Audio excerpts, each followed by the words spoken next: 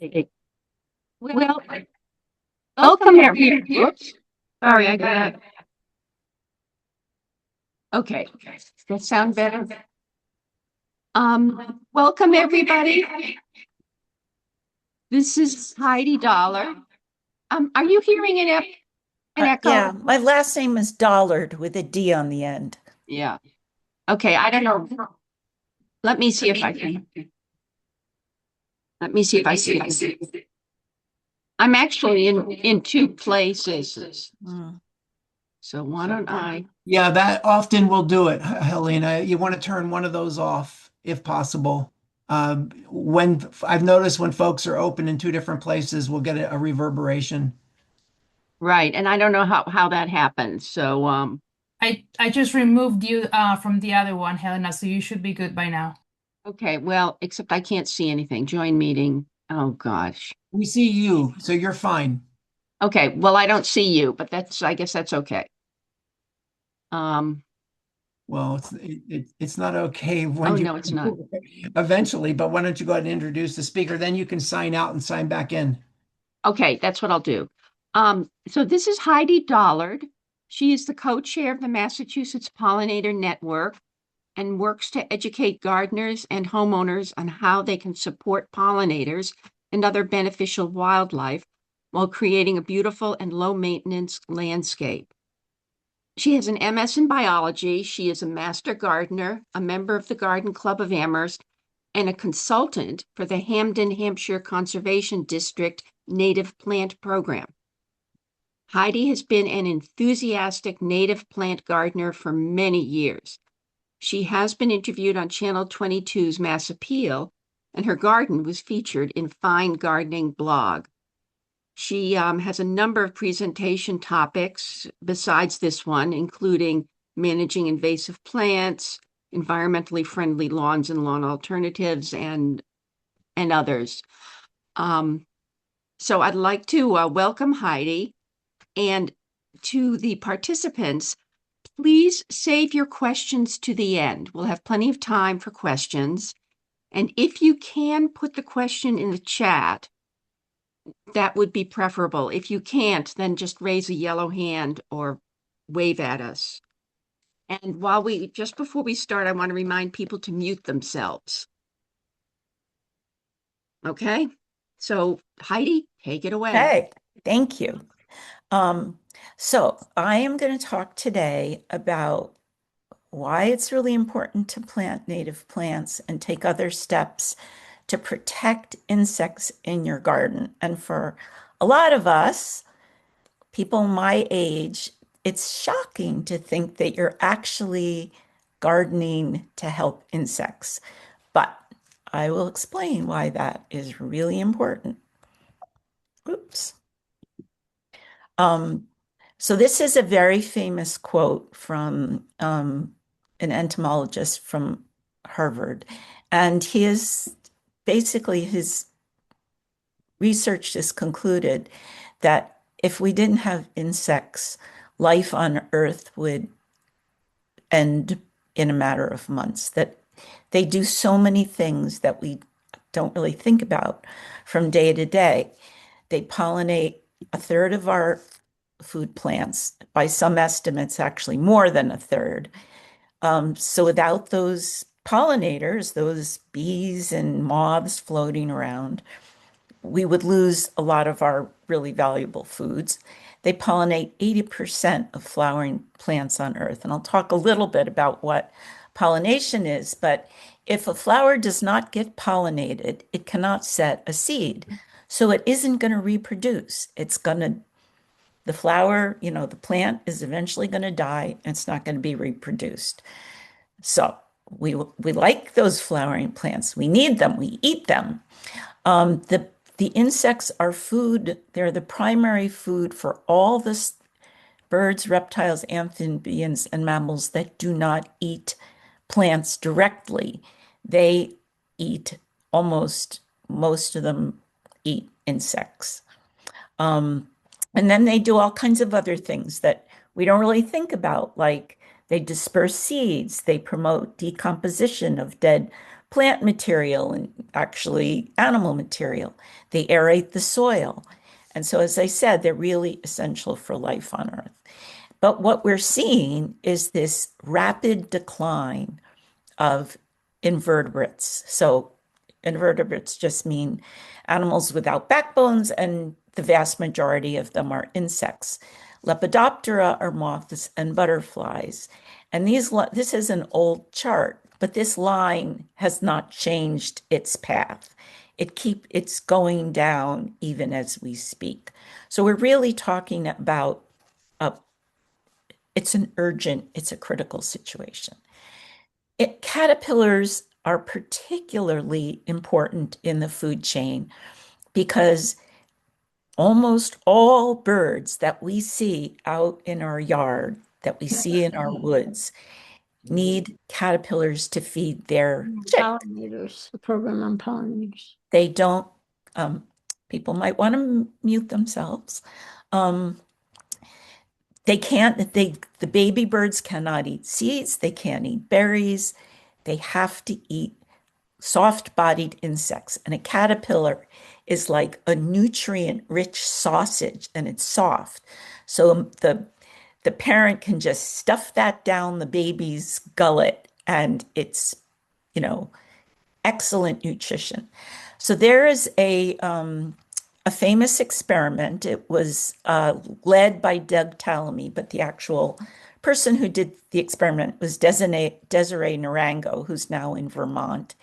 And she found through her observations and experiments that a Carolina chickadee, which is not what's pictured here, but needs 6,000 to 9,000 caterpillars to raise a nest of chicks. So we're talking about a tiny bird, a bird that weighs as much as like 4 pennies, needs this huge abundance of caterpillars. And if you want a lot of caterpillars, you have to feed them. And caterpillars just eat native plants. They do not eat non-native plants. They don't eat your ginkgo. They don't eat your lilacs. They don't eat any of those plants which dominate our landscapes, our suburban landscapes. They don't eat lawn. They eat native plants like oaks and wild cherries and pussy willows and sarsaparilla. These are the plants that are the basis of the food chain because they feed caterpillars. And so what she determined through her experiment, that if a suburban landscape, and she was working in suburban Washington, D.C., if the landscape has 70% native plants measured as biomass, so if you could weigh all the leaves, all the foliage in a yard, that would enable the chickadees to successfully raise a nest of chicks to the point where the chicks left the nest. But then the parents still feed them even after they're out of the nest, and she couldn't measure that. So actually the 6,000 to 9,000 caterpillars is a minimum. That's a lot of caterpillars. So let me talk a bit about what a native plant is. Then the definition is a point of debate by some experts. But basically, it's a plant that grew in this area or a similar area before Europeans arrived in North America. So, plants move around all the time. But we know that certain plants can only grow under certain conditions. So if it has an evolutionary history with the surrounding plants and insects, in other words, it's been here for thousands or hundreds of thousands of years, it's a native. So I'm talking about the straight species, also called a wild type. So when you go to, the nursery, a lot of times, like if you're looking for an echinacea, you'll see ones that are white or orange or weirdo colors. Those are not the straight species. That's not a type that grew out in the wild and evolved. It's something that has been selected for some fancy characteristics like it's double or it's shorter or it has purple leaves. And those variations are generally not useful to insects. So even though you may go to a nursery or you read Fine Gardening magazine and they say, oh, this wacko echinacea is native. It's not. It's a cultivar or a native var. And so when we talk about, here's a better example. But when we talk about the area that a plant lived in historically, the organization that I help run, the Massachusetts Pollinator Network, counts our area to be very big, to be like north of, say Florida and east of the Mississippi, or maybe even the Rockies. So, we cast a pretty wide net, and a lot of experts do agree with us. Here, let me keep going. Oops. Why is this suddenly not working? Okay, so here's the problem with nativars. So here's an example. This is from a plant catalog, the Van Burgondian plant catalog. And this is echinacea. And there's only one in this picture, that one, that in any way resembles the wild type or the actual native. All these were, look, they're like pom-poms, they're weirdo colors. So there's been some experiments to see if all of these other deviant nativars are useful to pollinators. And one experiment showed that about 20% of them are as good or maybe even better, but 80% of them are not useful or not useful at all. So when I say plant native plants, I'm talking about straight species, the wild type. I'm not talking about these crazy things here that are developed by people to be pleasing for people, not pleasing for their pollinator partners. So let me talk a little bit more about nativars, especially the ones that look like pom-poms that are double. They often have little or no nectar or pollen, or they have it, but the pollinators can't get at it because all these extra petals are in the way. Oftentimes, they are not grown from seed. They're actually cloned. So they're a part of a plant is actually, propagated by like a root or a part of the stem. So they're all genetically identical. They're like all twins. And that means no genetic diversity. Genetic diversity is essential for resiliency out in the landscape, especially as our landscape is changing so rapidly. So that's a big strike against them. A lot of times they're developed to be bloom later. Sometimes they're hybrids, so they're genetically not, the insects may not even recognize them. Caterpillars often cannot use or recognize leaves that are a different color. So they, like purple leaves for a plant that's supposed to have green leaves is a bad thing.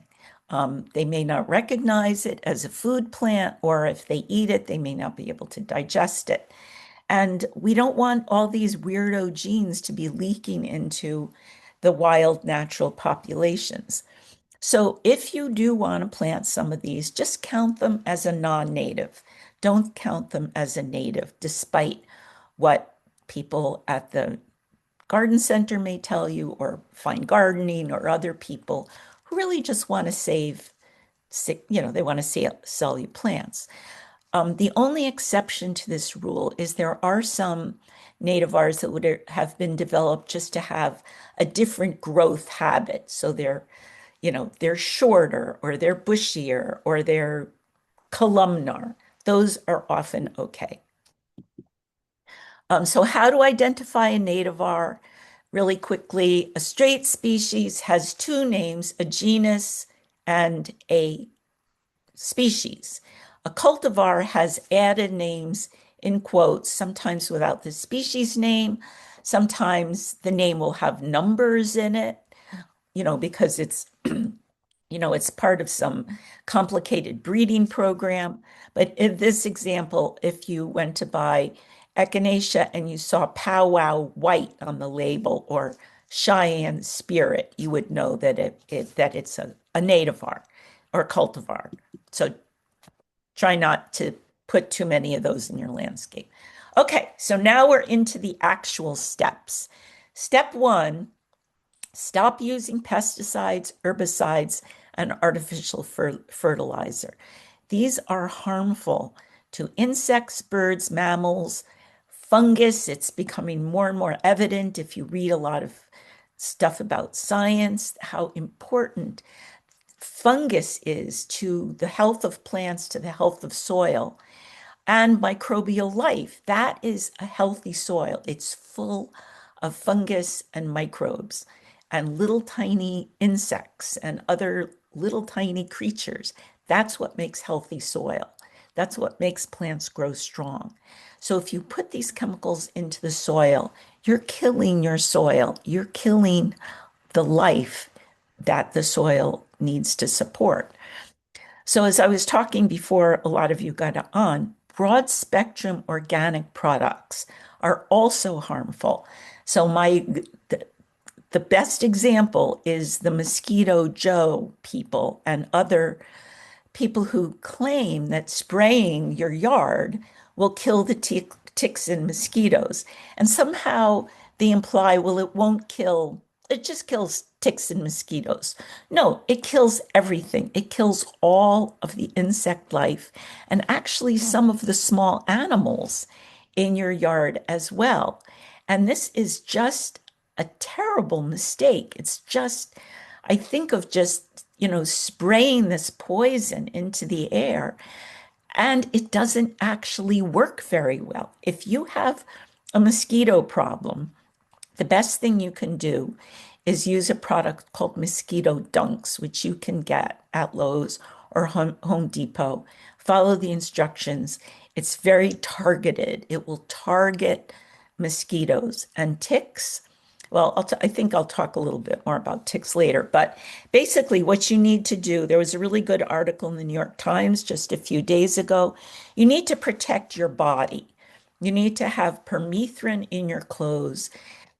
I try not to put any of that directly on my skin, but there are some products that are relatively safe, but permethrin and DEET are effective and will keep you free of ticks. And I'm out in tick-infested landscape all the time, and I can tell you, you can protect your body and you can prevent yourself from getting ticks. So step 2, nighttime lighting. You may have heard about this. Extremely bad for insects and birds and actually even people. So if you can eliminate and adjust nighttime lighting, just have lights on when you absolutely need it. They should be down facing. Switch all your outdoor lights to yellow LEDs, which you can also get at Home Depot very inexpensively. And if possible, use motion activated lights. So they only go on when somebody is moving near your door. And then when someone stops moving, they go out. Much, much better. All of these lights on all night. They confuse birds who are migrating at night. Most of them are migrating at night. And as you know, it doesn't happen as much as it used to. But those of us in my demographic remember when we were kids and you left the porch light on, there'd be this cloud of insects around the light, and then there'd be a pile of dead insects on the porch floor. Well, that doesn't happen as much as it used to because there's so few insects. But all those insects attracted to the light are doomed. They're not feeding, they're not reproducing, they're just hitting against the light, and probably by the next day they'll be dead. So step 3, now we're getting into actual gardening. It's important to really understand your landscape because You want to plant plants that are going to grow. You don't want to waste money planting expensive plants that aren't gonna survive. So you really have to understand your growing conditions, and that includes the soil, the pH, the texture, the moisture. Is it a wet area? Is it very dry? Is how much light does it get? It's good to actually make a map of your yard so you really understand what's going on. And it may take a little while to figure all this out. It's important to know where your leach field is. You don't want to plant anything with deep roots over your leach field.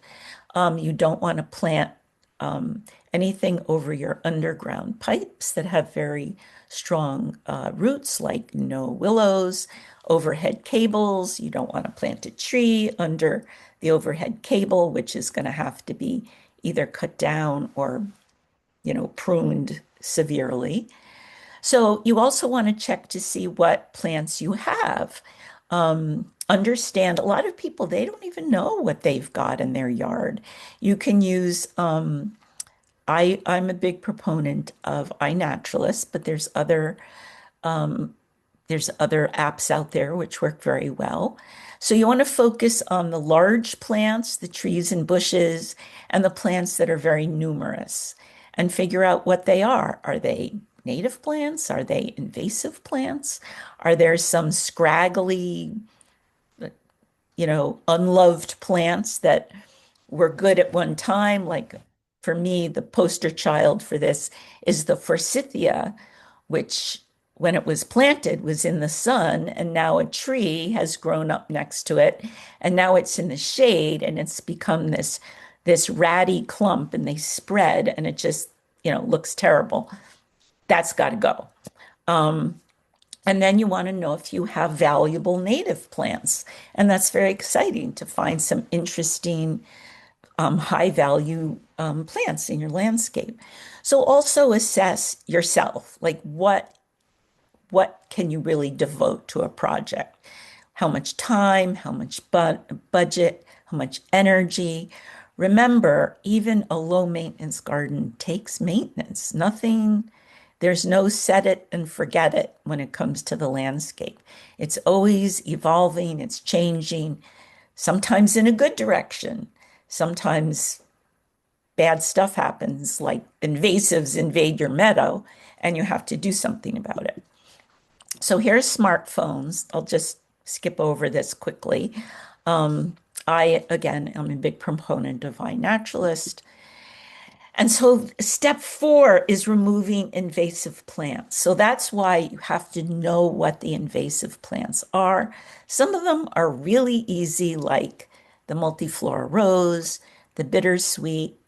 You can go to this invasive plant advisory group online that lists the plants that have been identified as invasive for the state of Massachusetts. This isn't, unfortunately, it's not a great list, but it's a great starting point. And you may be shocked to see some of these plants that you thought were just harmless and then there's a whole set of plants that are poised to become invasive, and you don't want those either. So if it's a woody plant, like the multiflora rose, and I give a whole talk on invasive plants, so I won't belabor this, but this is one of the rare situations where I do endorse the use of an herbicide. And what I do with the woody plants is I just clip the plant at the soil line and I dab a tiny bit of an herbicide, brush tox or Garlon, and that will take care of it with relatively little effort. If you need more help identifying invasive plants, Maine has a very good guide. You can download it or you can send away and you can buy it. There's also Mass Audubon also has a very good guide. They used to sell it as a hardcover, but it's out of print now. So step 5, now you've thought about yourself, you thought about your yard, you can start analyzing what is possible. So, first question is, if you're going to do any hardscaping or regrading, do that first before you start planting any plants, because you don't want you think, oh, I'm just going to put in this path. Well, a lot of times the destruction zone extends beyond what you expect. And then, there can be heavy equipment or, yeah, things can get trampled. So first take care of any of that. And then where are my areas of opportunities? Where can I add native plants? Where can I replace non-native plants? And the lawn is, for most of us, is the key place because lawns are just absolutely useless. Well, almost absolutely useless ecologically, and so easy to replace with stuff that's very beneficial and very easy to maintain. So think where, look, as you're looking out into your lawn, where are you actually using the lawn? Where are you walking on the lawn? Do you have kids? Do you have grandkids? Do you play badminton? Do you have a dog? All those things, a lawn is really the best option. But if you're just looking at it and mowing it, that is where you should be looking to be replacing it with native plants. So, areas of opportunity. Unused lawn, under trees. This should be under native trees, and I'll explain why that's especially important. Do you have a slope that's hard to mow? I know that you're not playing soccer on a slope, and you're not putting up a picnic table on a slope. So that's a good place to think about putting maybe a bank of shrubs. Places you've removed invasives or unwanted plants, and then just adding stuff. If you have an existing planting, when you go to add stuff, just add natives. Don't add any more non-natives. So lawn is the biggest opportunity. Look at all this. Look at this huge lawn. You may recognize this house. It's on Rocky Hill Road in Hadley. Just think of the lush life that could be on this lawn. And my son, who's, he's not a homeowner, he's not interested in gardening. He said to me at one point, until you started doing this work, I didn't realize how sterile our suburban environment is, that lawns are really boring. They don't support any life. Nope, they don't. Very little. So where do you start? The soft landing garden, creating areas under existing native trees. This should say native trees is the place to start. And this picture kind of illustrates what I'm talking about. Here's the drip line of this tree. See, it kind of goes down to its shadow. This whole area should be a native plant garden. And the reason is that there's tons and tons of caterpillars living in the canopy of native trees. All those thousands and thousands of caterpillars that birds need to feed their chicks. But come winter, some of those caterpillars stay up on the twigs, but most of them fall to the ground, and they want what is now being called a soft landing. They want soft, friable dirt, preferably covered with a cozy blanket of fallen leaves, some of which are rotting and moist. That is where all those insects need to go for the winter. A lot of them reproduce there. Some of them stay there as eggs, some as a chrysalis, some, a cocoon, some actually as adults. There's some butterflies that overwinter as adults. So they need somewhere to go. So even if you have these gorgeous native trees, and I don't know what trees these are, that are harboring just a huge buffet of delicious caterpillars through the season, if you just let them go to the ground and then rake away the leaves, that They're dead. You have just killed all the caterpillars that wanted to come back next year. So that's why this soft landing garden is really, really essential. So here are two examples. This is a very naturalistic garden with kind of, mixed kind of, nice stuff, but looks like a little meadow, a shady meadow. And here's a more formal one. I'm not sure what this plant is, but here's a native grass and here's some native ground cover. So you can see it can look very formal. There's many, many native ground covers that would work very well in this situation.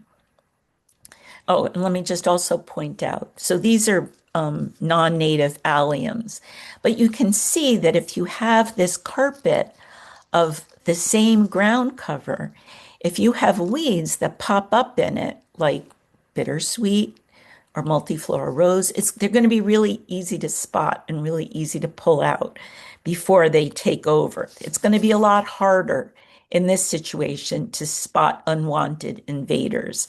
So that's one reason if you're, a low maintenance gardener, or if you're not really a gardener at all, but you want to put in something really beneficial, native tree, native ground cover, huge gain for the environment. Here are two more examples. This was I took these two pictures in a lovely arboretum outside of Philadelphia. I forget what these are. They might be allium. I forget what they were. But this is a very aggressive but very beautiful native ground cover. I have a lot of it in my yard. It's called Canada anemone. Blooms for like, I don't know, 3 or 4 weeks in the spring. Beautiful white flowers, very easy to grow. And then here's another example. I forgot what they were planting there. I should have made better notes, but you can see. So in this arboretum, they're trying to add more of these soft landing gardens. Here's another, whoops, back. That didn't work. Sorry. Hmm. I keep advancing it and I want to go back. Sorry.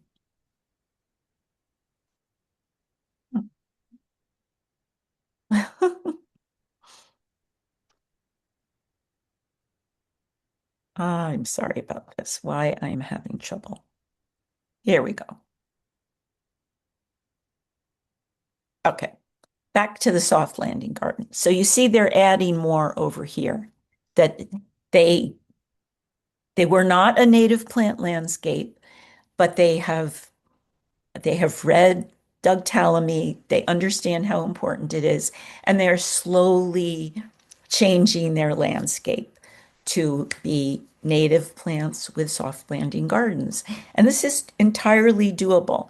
You do not have to do everything all at once. Remember, assess yourself, your energy level, your budget, your time commitment.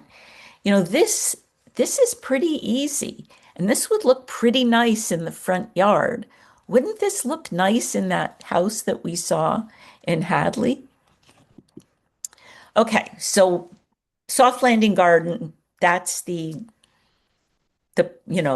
best thing you can do.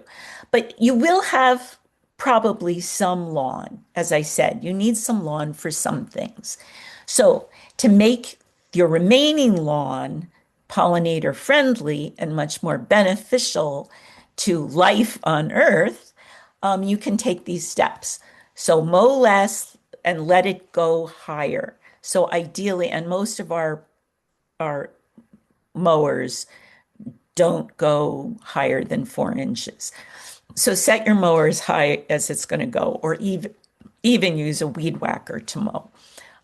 So mow less every 2 weeks or a longer time, and then introduce or allow these low-growing flowers. Violets are just ecological gold. They are wonderful. And most of us have them in the lawn already. You can put in more, you can let them be. If you're weeding them out of a garden where you don't want them, you can put them in the lawn.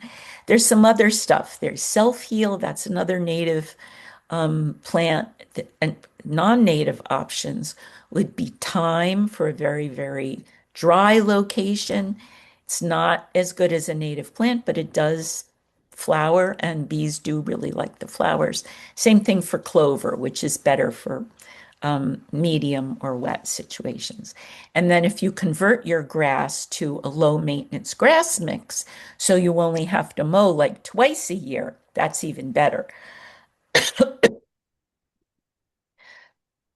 So this is a very dense slide.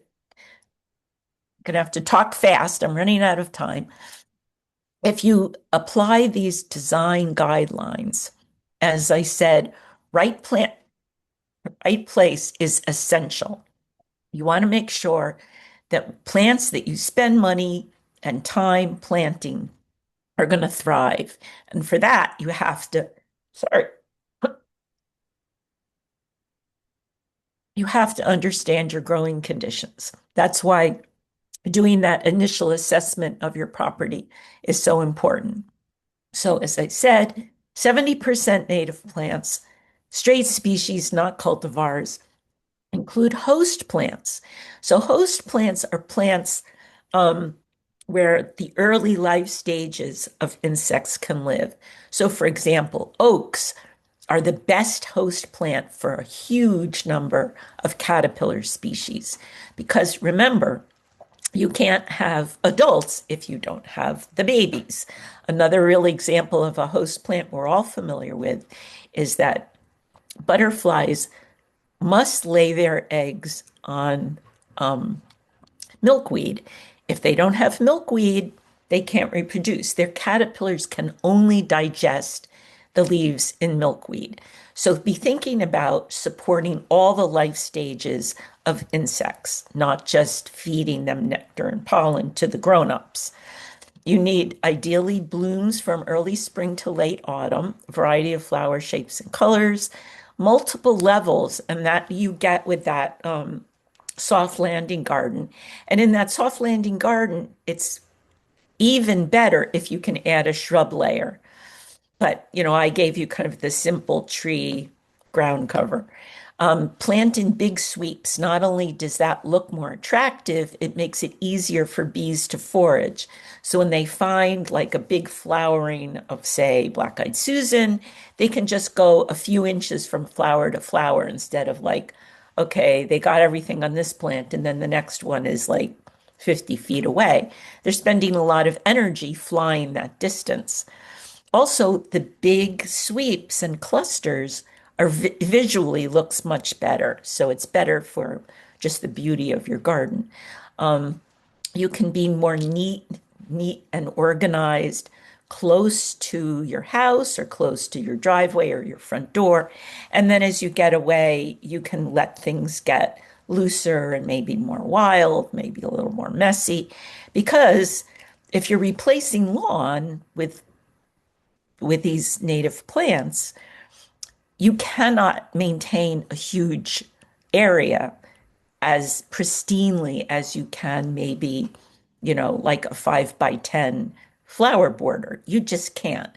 You're just going to have to let things go. But if it's farther away from like your patio, you won't notice as much, and your neighbors won't notice it either. So a really important thing is plan for defined edges and other cues to care, like a mown path. So grass lawn is really good for paths because you want a way to move around your landscape. You do not want to be bushwhacking through a meadow because you'll get full of ticks unless you're wearing all your tick protection. And you want your landscape to be inviting. So when people just see this path, even if they're not going to walk down the path says this landscape is welcoming to people. It's safe. It's a good place for people to be. So I always say to plan your landscape with paths so that you can you can walk around your whole property, but on paths, not on lawns. And signage is also very helpful. So putting up this is a pollinator property or something like that. So these defined edges and cues to care are also just really, really important. So here are some ideas. There's tons and tons of ideas on the internet. As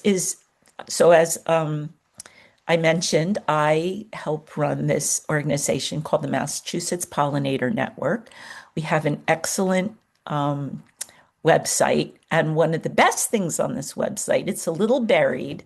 It's under plant resources, plants, and then choosing plants, is this amazing spreadsheet which lists every native plant and its growing conditions and its growth habitat and its color and when it blooms and everything you would want to know. It's really helpful when you're choosing plants. So now you probably have a lot of ideas. You have to develop an action plan. What are you going to start with first? Unless you have a lot of money and a lot of time and strength and energy, you're not going to transform your whole property. But it is good to have an overall plan so that you can divide it up into manageable projects. You don't want to do like onesie twosie things. You want to have a comprehensive vision of where you're headed. So have a multi-year plan, but start small. Aim for low maintenance. Low maintenance trees and bushes are much easier to maintain than mixed herbaceous plants, which, they're fun, but it's harder to spot invaders. Usually something takes over, which you may or may not like. It's definitely more of, if you're a more enthusiastic gardener, that's the way to go. But if you're not really that into it, native trees, native ground cover, native bushes. Mow the remaining grass less, and grass for paths and edges, not expanses. So something I recommend to people, a lot of people want to have a meadow in their front yard. And it's very controversial. A lot of times neighbors don't want to see a meadow in somebody's front yard. But if you mow an edge around that meadow, it changes the whole aspect. It makes that meadow look like a managed garden. So just one lawnmower width wide of an edge can make it look very, very acceptable. So now you can actually get into gardening. So the first thing to do is preparing the site. If you have grass, if you're going to put a garden where grass was, you must kill the grass. And my preferred way of doing this is with cardboard. You cut the grass really low, you wet it very thoroughly, you cover it with cardboard, then with wood chips, and you can plant trees and bushes right through it. But if you want to plant herbaceous plants, ground covers, perennials, whatever, you should really wait at least 5 months until the grass is really dead. Otherwise, you'll just have a mess where grass is going to be popping up everywhere.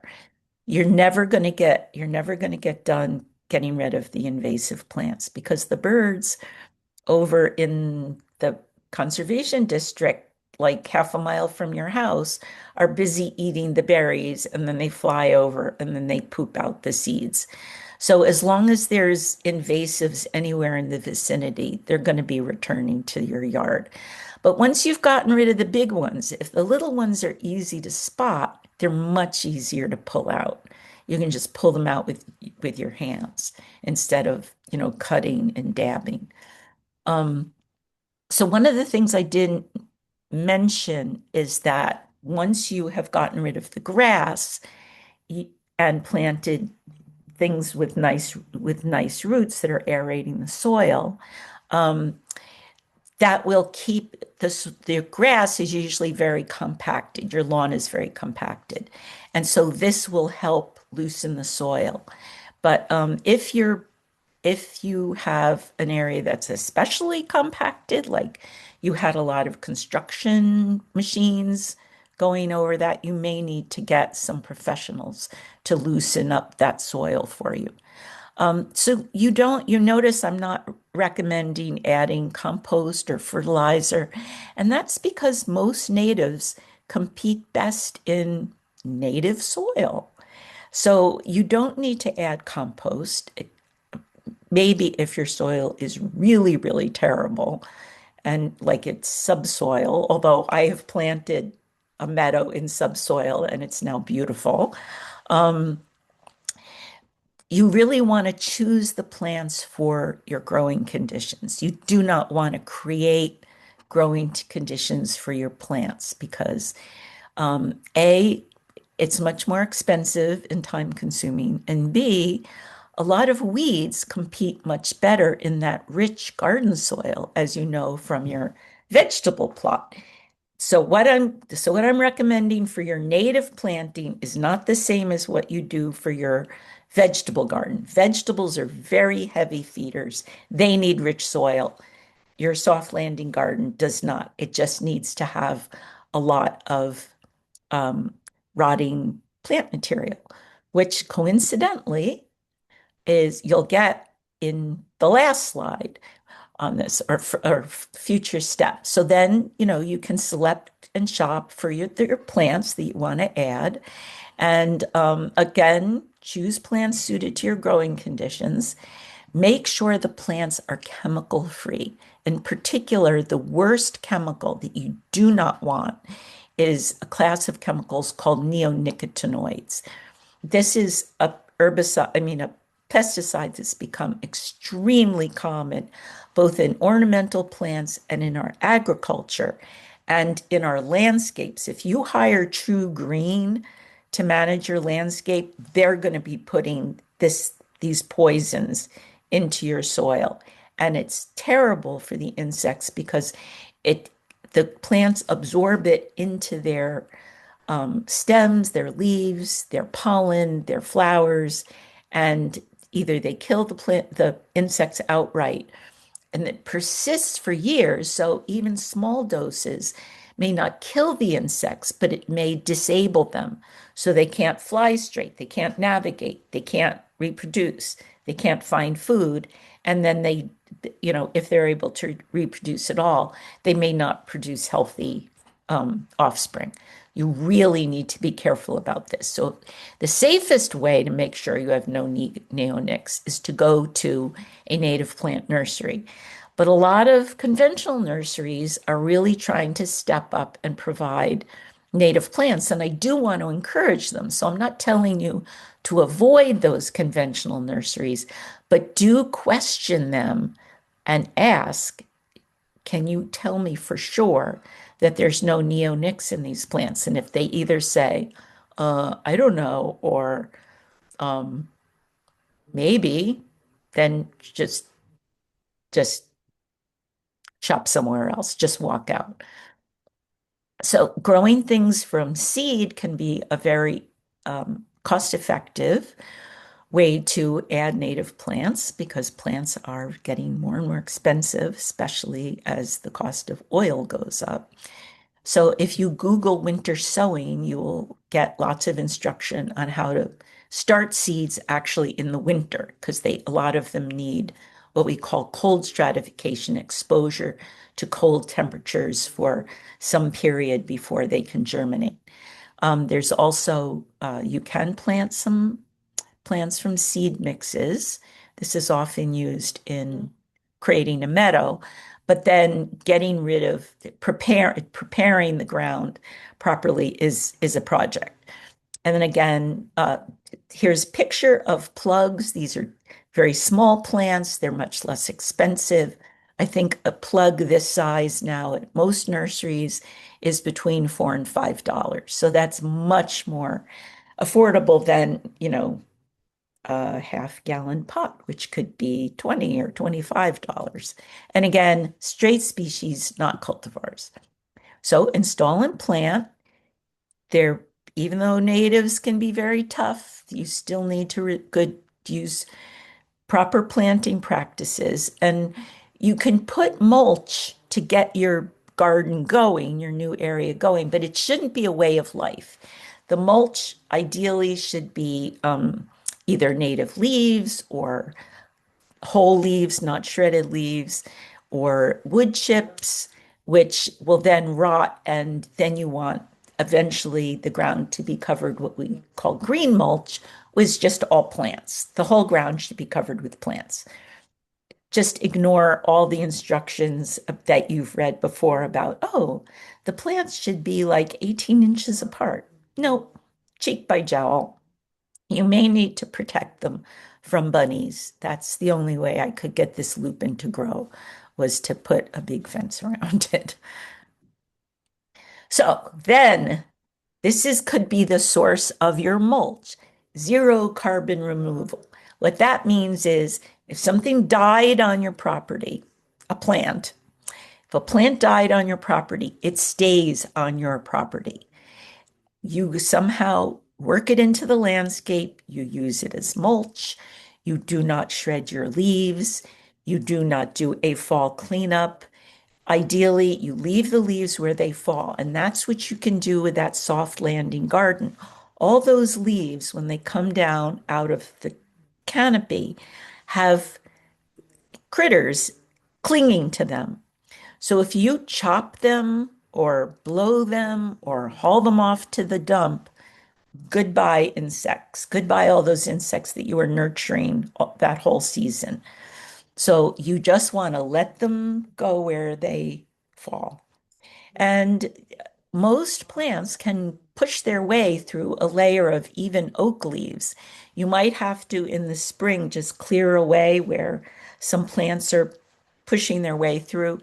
And there's some native plants that don't do well with a leaf cover. I think Tiarella is one that isn't, but the vast majority of them, they evolve to grow through a leaf cover. And then that leaf cover is going to rot and become humus, and it's going to do all the good things that mulch does. It's going to prevent weeds from going. It's going to keep moisture in the soil. It's going to break down and add nutrition.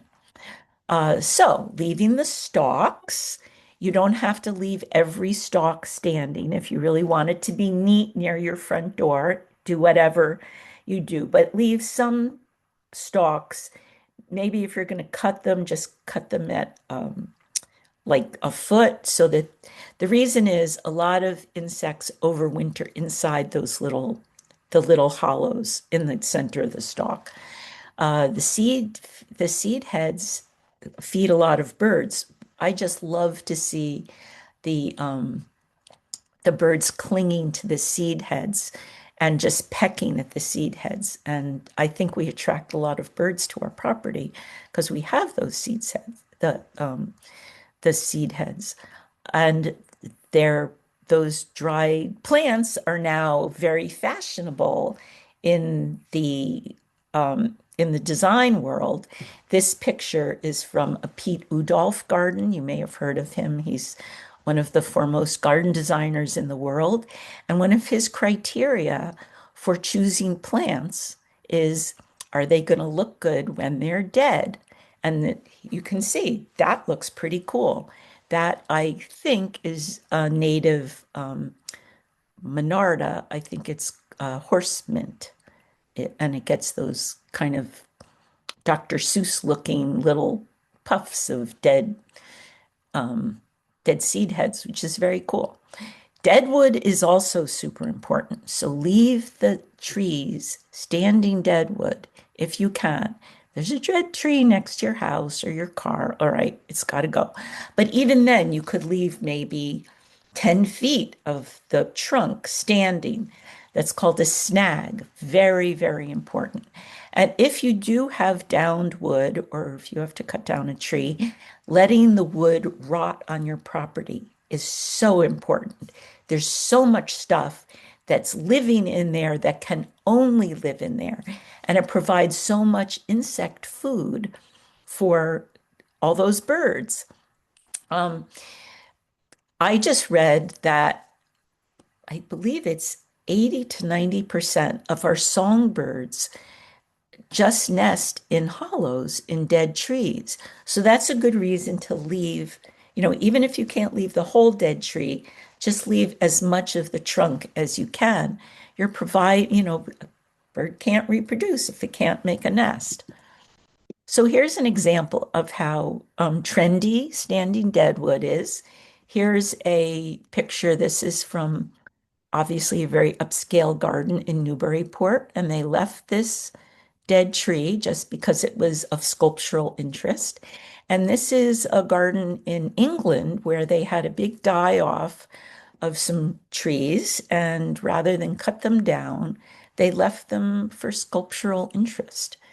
And it does look pretty cool. So, step 12. Woo, just in the nick of time. So, of course, a garden is never finished. You are constantly assessing, adjusting, maintaining, hopefully enjoying.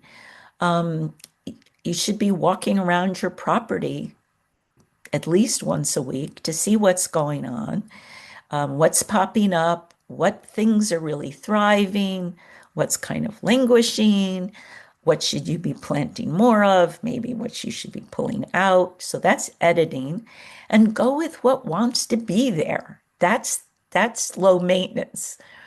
You'll see all kinds of new life in your garden, new birds, butterflies, other wildlife you may never have seen before. A lawn is quiet. There's nothing, very little in a lawn. You might have some bees if you have some clover, but in general, it's dead. It's dead space. And so many people who have started native plant gardening, and they come to me and they are just so amazed and thrilled at how much life there is now on their garden. Sometimes their garden is just thrumming with insects, and they know that is life. They have helped preserve our fragile ecology. So an ecological garden is never done. Maybe a lawn is done, but an ecological garden is it's just an adventure. So here's my organization, the Massachusetts Pollinator Network. Please join. We have a mailing list. We also have a Google group. You can join one or the other. Every month we have a webinar. Everything is free. And once a month we also have a Google group where you can just get on to a Zoom meeting and ask your questions or answer other people's questions. Sometimes we have a visiting expert, and it's very interesting to connect with other ecological gardeners. So that is the end of my talk. And I will stop sharing, and I can take questions now. Are there questions? Do I see everybody? There's definitely a question in the chat to start. Okay, great. It says you mentioned. Oh, low maintenance grass mix. Okay. Well, there are some grass mixes. Sadly, there's not there's no turf grass that looks like our conventional lawn that is native. This is sad news, but it's true. But there are some non-native grasses which are bred to grow really, really slowly. So they only need to be mown maybe once or twice a season. And they're clumping. Well, no, some of them are really mat forming. So they really feel that it's like a lawn, maybe not as lush and beautiful a lawn as like Kentucky bluegrass, but pretty respectable lawn. There's several different brands and several different purveyors out there. It will take you a while if you have a lawn, especially a lawn that has been on life support with fertilizers. If you stop the fertilizers, your lawn's going to look really terrible.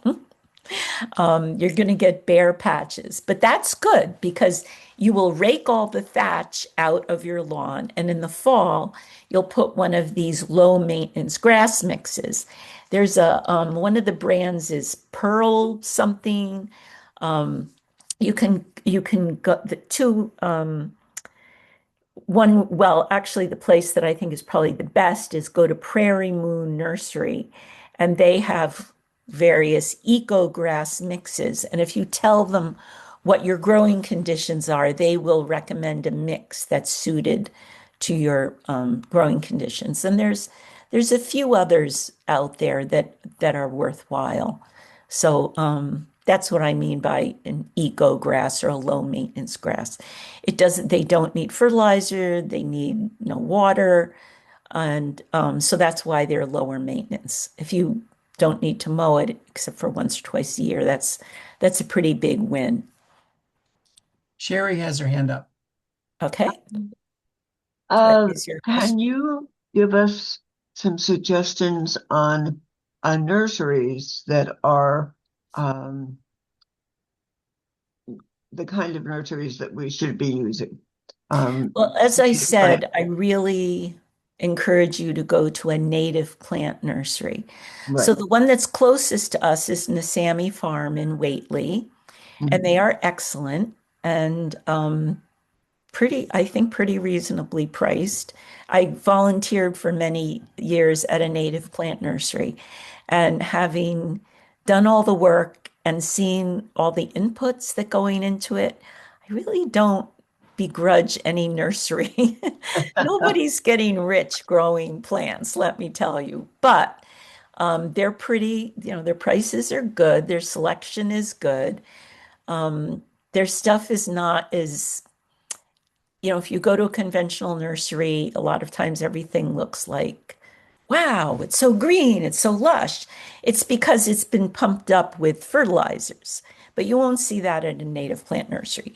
So Nasami Farm is great. There's a wonderful native plant nursery in Worthington, not Worthington, it's in Cummington, Wing and a Prayer Nursery. That's where I worked for many years. It just changed hands. It has a new owner. And I expect it will be just as wonderful as it ever was when the owner was Amy Pulley. And then there's a few others. There's a very interesting nursery in South Hadley called New England Wetland Plants. Yeah. And there's a few caveats about them. Their business is really aimed more at large scale landscapers and people doing restoration projects, but they will sell to private individuals. They have a $250 minimum. So they have mostly woody plants, but they also sell trays of those plugs. You have to buy a whole tray. Could be like 100 plants, could be like $125 or something. But if you're doing a big project, it's very cost effective. And if you want just a few plants, you can go in with some friends. Their plants are really small. They're usually in gallon pots if it's a bush or a tree. So it looks like you're planting a stick. Sometimes a stick with a few sticks on it, but they grow really fast and they're very healthy. And most of the plants are like $15. So if you're covering a lot of ground, like if you want to just put all native trees and bushes in your front yard, you could easily spend $250 and get a goodly number of plants. That would be a worthwhile project. So anyway, you also can't go shopping there. You send them an email about what you want, and then they will assemble your order and you go pick it up at an appointed time. But I have bought many, many, many plants from them, and I have been very happy with the health and quality of their plants, and they're very knowledgeable. It's just that you have to kind of deal with them on their terms. And they also run out of stuff because they're so popular. Any other questions? Is that Pat, There's also another native plant nursery in Coleraine called Checker Spot Farm, which is quite wonderful. There's a little tiny one in Hadley. Um, it's like I'm forgetting the name, but yeah, those are the if you can get to one of those places, their plants are not going to be full of neonics. They were not using any chemicals. Most of their plants are grown from seed, so they have good genetic diversity. They're not clones. But a lot of other places they're trying. Like I'm actually giving a talk at Sugarloaf Nursery in June, and I had a lot of misgivings about doing it. But one of my conditions is that they had to order in a whole bunch of native plants. And Dan, who runs the nursery, he's trying to stock more native plants. And he said people are now asking for them.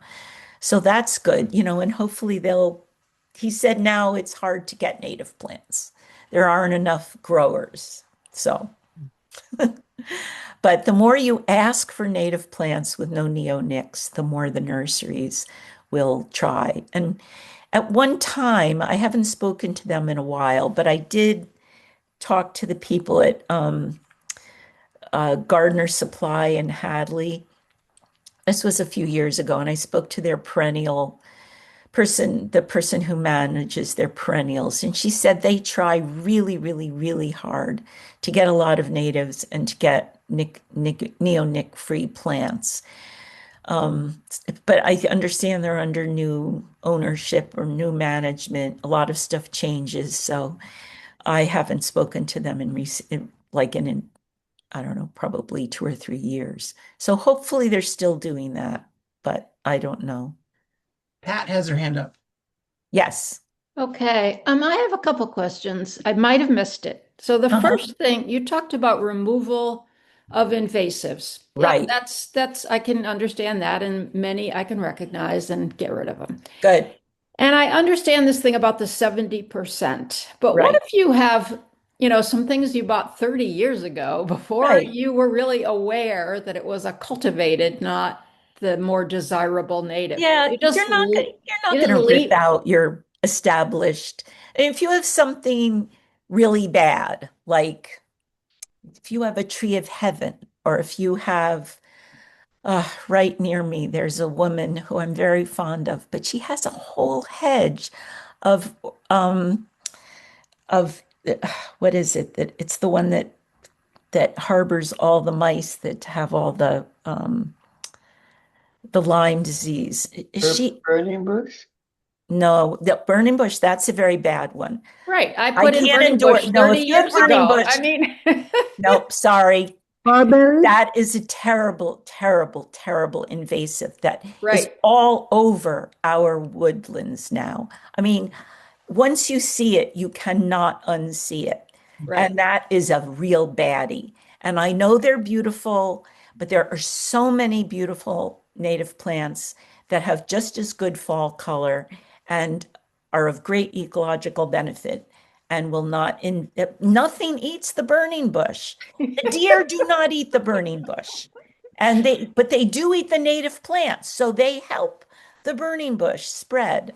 Right, right, right. Okay, Yeah. so So, I'm going okay. to aim for 70%. The other question I had But was a wait a minute, little, let me finish. okay. If you have lilacs and peonies and Yes, yes. they're just they're beautiful.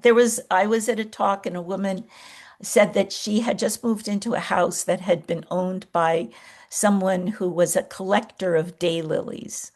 And she had this huge daylily bed. And she said, do I have to pull it out? I said, of course not. But as you buy plants, as you add plants to your landscape, as things die, as you get rid of the invasive plants, add native plants. Okay. That's that. Yeah.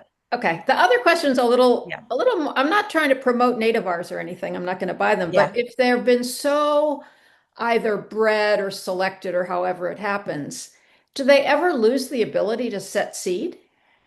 Oh, yeah. A lot Okay. of them, they don't, Right. yeah, a lot of them don't set seed or yeah, well, okay. So when I first, uh, so I built this, we built this house 8 years ago and I started, planting stuff and I didn't know that much. And I was easily bamboozled by plant labels Join the crowd. that had like a little bee on it that said, oh, good for pollinators. Or in the case of, I bought a bunch of hydrangeas, Annabelle hydrangeas that were advertised as native. Well, their ancestor was native, but they're a cultivar, and they were specifically bred not to have pollen. Not so great for pollinators. So I Yeah. have these beautiful Annabelle hydrangea plants. I'm not going to rip them out, but I really wish I hadn't. Today, I definitely would not buy them, Right. but I'm not getting rid of them either. But that is an example of a lot of the greenwashing that you face when you go shopping at a conventional nursery or you read like Martha Stewart's articles or Right. Fine Gardening. Yeah. Yeah. There's a chat question. Okay. Wait a minute. Let's see. Hmm. Can you Oh, I'm suggest? scrolling. Okay, can you read it to me? Yeah, can you suggest a few low maintenance perennial flowering bushes that flower most of the season? There aren't too many bushes that a native isn't going to flower most of the season. There are some native hydrangeas that have a long bloom period. Um, yeah, that most native plants bloom for like at best 3 weeks, and that's why you need a mix to get provide floral resources through the season. But a lot of them have really beautiful foliage that can carry the beauty of the garden even when there aren't flowers. And if you go to that spreadsheet, it can help you choose. So the spreadsheet that I mentioned at the Massachusetts Pollinator Network website, that can really help you choose plants that are well suited. And you can choose bushes for any growing condition that will, one will bloom in May and then one will bloom in June. But in general, a lot of the flowering woodies, the native ones, bloom early in the season, and then the the meadow plants take over as the main floral resources. So one of the things I didn't talk about was keystone plants, which are really important. Those are plants that support just a very large percentage of insect species. And if you go to uh, well, Homegrown National Park is Doug Tallamy's that's his nonprofit, his project. And he has links to lists of what he calls keystone plants. So they've done an analysis. He's an entomologist. He knows what eats which plants. And the top three woody plants are oaks, cherries, native cherries, and pussy willows. And one reason is that they all bloom very early in the year. The native cherries are blooming right now, even as we speak. There's some of them are quite beautiful. In fact, there was one place that we lived that had a whole copse of native cherries that when they bloomed, it was just magical. It was like fairyland. It was great.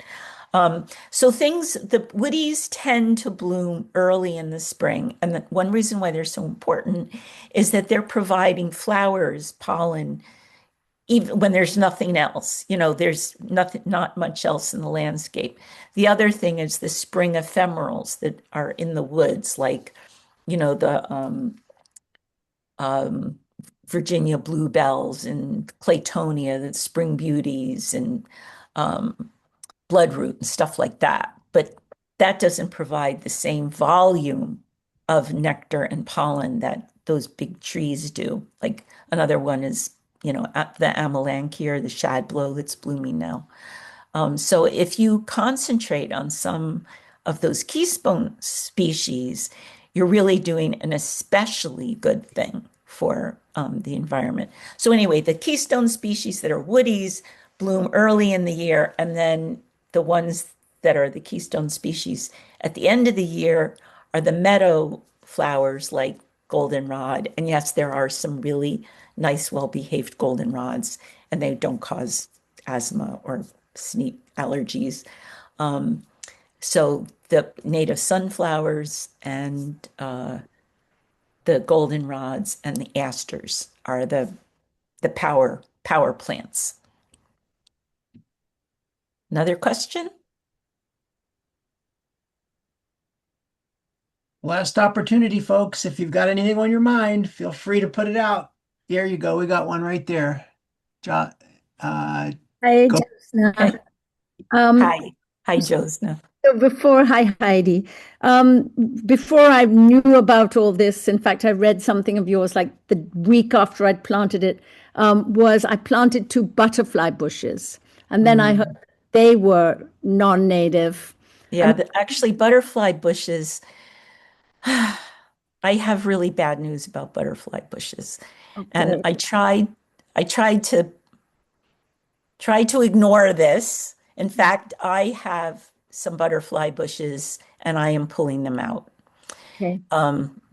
because they are going to be invasive in the next few years. And they're well on their way because I didn't plant any of the butterfly bushes in my yard. They planted themselves. And in warmer states south of us, they are terribly invasive. And if you've traveled in the Pacific Northwest, you have seen roads that are lined with nothing but butterfly bushes for miles and miles and miles. And that's where we're headed. So I actually went to a talk yesterday at the Garden Club of Amherst by Bethany Bradley, who's a professor at UMass, and she studies invasive plants and climate change. And they have developed a database of plants that are going to be invasive in the foreseeable future. And unfortunately, butterfly bush is on that list. And so is miscanthus grass.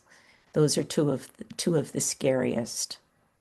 Okay. I'm Well, sorry. when I was last in England, I think they were butterfly bushes like all along the rail line track, just everywhere. And Yeah. so well, I had read somewhere that if you take off the dead flowering tops and put them in plastic and get rid of them, then it's not so bad. But that's a lot of work. Yeah.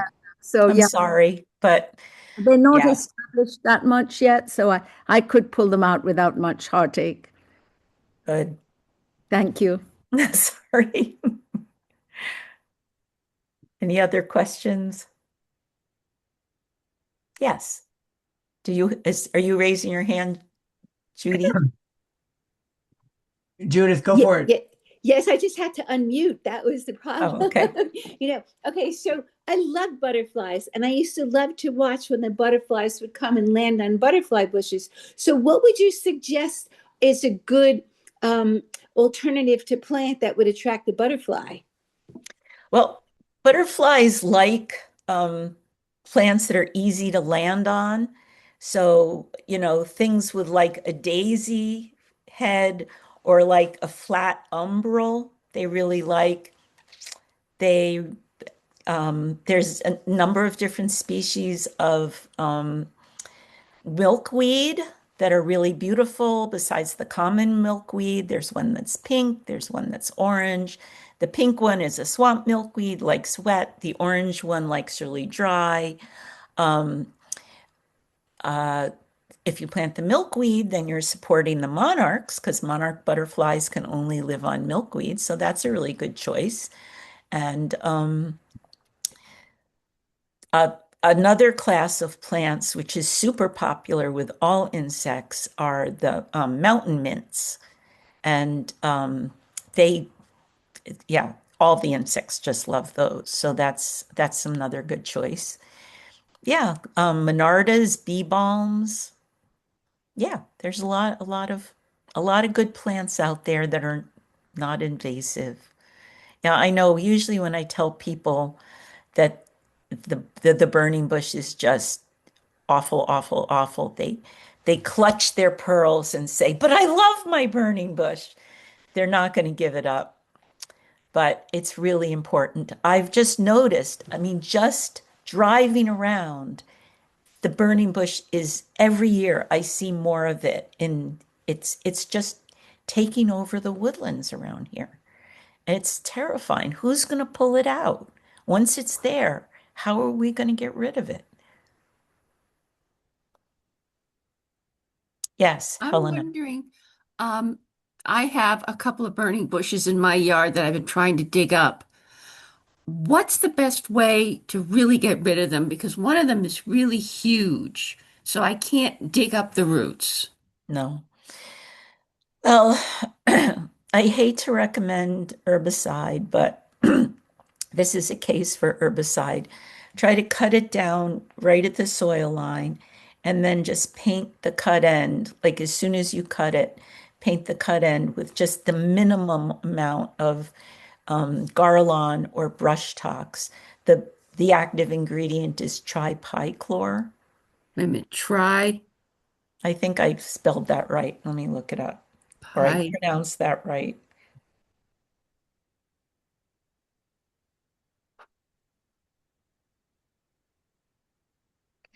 But you can go